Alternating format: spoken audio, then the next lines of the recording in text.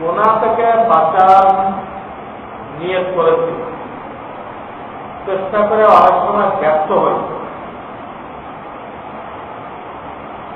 তো বাঁচার পদ্ধতি কি? বাঁচার পদ্ধতি হল এই, কোন আফগানি শায়েকের সাথে, পীরের সাথে আপনাকে সম্পর্ক করতে হবে,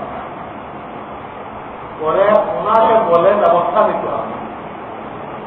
তখন আপনি গুনাহ থেকে সহজেই বাঁচতে পারবেন, গুনাহ ছাড়তে পারবেন, তওবা ঠিক রাখতে পারবেন। একাটা সম্ভব নাই,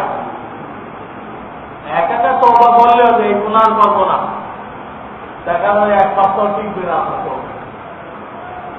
এই জন্য কোন আল্লাহওয়ালার সাথে আপনাকে ইসলাহি সম্পর্ক করা জরুরি, করে গোপনে ওনাকে সমস্যা বলেন, ওনার থেকে ব্যবস্থা নেন, ইনশাআল্লাহ সহজ হবে।